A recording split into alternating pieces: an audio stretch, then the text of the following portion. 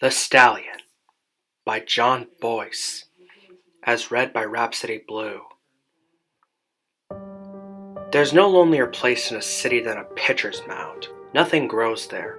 The surrounding structure slopes and cowers away from it. There's nothing and no one to cling to. He had tried to talk them out of Felipe Day this year, but it wasn't much use. How could he tell them it wasn't the bobbleheads or meet and greets he hated, but specifically the balloons? Those big helium balloons with his big stupid face on them. Last year, he'd watched as a kid dove into a bucket of popcorn with both hands, let the strings slip, and wailed to the sky as Felipe's clueless, dumbass grinning likeness floated into oblivion. It terrified him. Felipe was baseball and had been for decades. It was as though all of baseball history was a skimmable prologue, a patient table setting for his eventual mastery. He wasn't absolutely perfect, which was fine by him. The story was better this way. By age 29, his career record resembled that of a disgraced former lawyer who gets it in his head to run for state senate every cycle. Every 2 years or so, he'd receive a call-up, self-destruct on the mound, and immediately be sent away to chuck his 91-mile-per-hour fastball in some brown river town with a single skyscraper built by a regional bank. A few weeks before his 30th birthday, Felipe reported to the AA Stallions and struck out 17 men. The next start, he did it again over the course of a one-hitter. His third start, a perfect game, is the one most endlessly studied by baseball statisticians, academics, and eventually government agencies. With only 57 pitches, he mowed down 27 batters who represented a significant percentage of the attendance that night. He had cut them apart with nothing but a somewhat humble fastball and a suddenly satanic curveball that fell right off the table. He was immediately called up, probably for the spectacle of it as much as anything else, and finished his first full major league campaign with an ERA of .97, the highest it would ever be over the course of his career. He developed a circle change, a slider, and out of boredom, a knuckleball on his way to countless unanimously won Cy Young awards. 5 seasons later, he pitched 18 no-hitters, 14 of which were perfect games. Baseball games that didn't involve him became mere performative fulfillments of the schedules they belonged to. He had authored baseball's New Testament all by himself. Everyone in the world, because yes, his name was eventually known by virtually everyone on Earth, wondered how long it could last.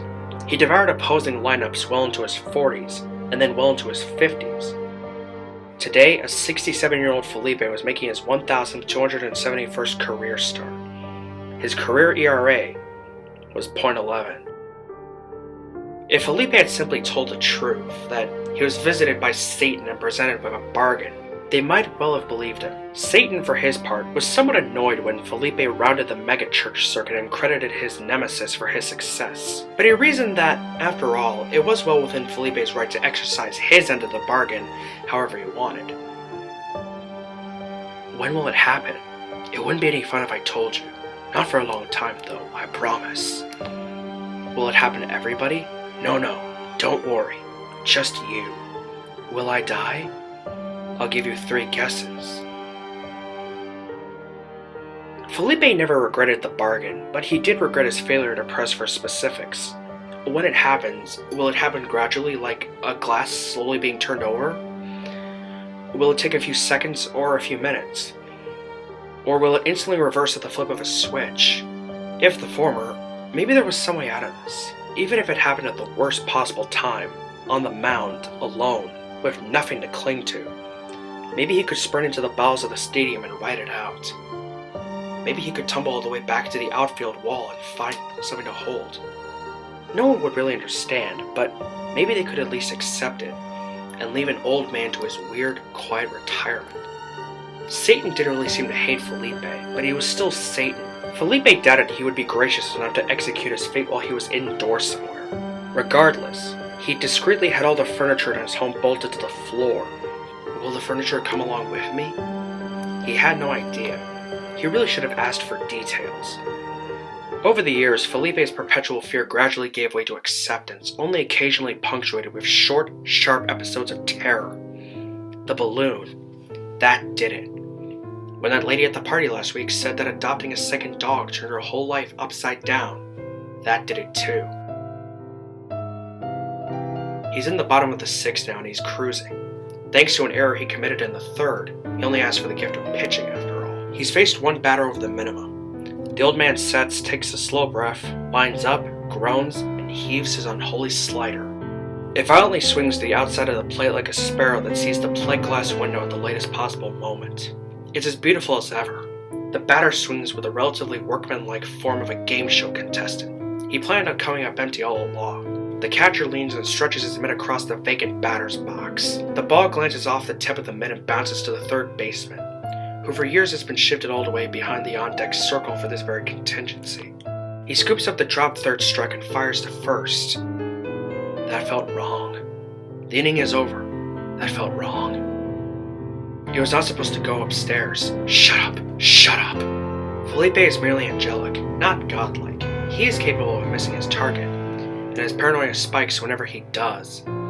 He's giving himself the same speech he always does, that his deal was to die once and once only, and to die 100 times in his imagination would be to lose this bargain. Head to the dugout. Use your feet. You're fine. He once asked a NASA engineer why meteorites burn up when they fall toward Earth, but the space shuttle doesn't when it leaves. He was reassured that the atmosphere isn't a one-way door, and that the space shuttle doesn't burn up only because of the way it's built. Felipe would burn up, and that would be it. The sky would still be blue at the very end. These are the things he's thinking yet again, and he tells himself once more to be quiet. But he doesn't listen, because now he's watching his... He stops and abruptly race walks and thinks to run, but his feet are. Despair is a language neither thought nor spoken, only heard. To the crowd, it appears as though he trips and falls, clawing loose clumps of dirt out of the grass by his fingertips. Then suddenly, he vaults skyward with arms flailing, just as quickly as he would if he had fallen into a canyon. Was he raptured? Was he chosen to ascend to heaven? Many will ask later. If he was, then why was he screaming? The terror of falling into increasingly frigid air fades as he reached terminal velocity. It lends him a sense of stillness that allows him to perceive another greater terror. He had always rationalized this moment away to something that would make sense to people. He'd have one last chance to explain himself. Or if they'd neatly compartmentalize his ascent as a myth. Or if they'd assume he was chosen by a god who was tired of being without him. But did he scream? Yes, he did. He shrieked and tore into the grass, and then he was gone, a fulfillment of a bargain understood only by an old man suffocating in the sky. Will they still play baseball? Will they let their children outside? I have ruined them all. A few of his bones, in part or in whole, make it all the way out, spilling into the cosmos like broken wind chimes. There's an old black and white photo that was taken about 80 years ago.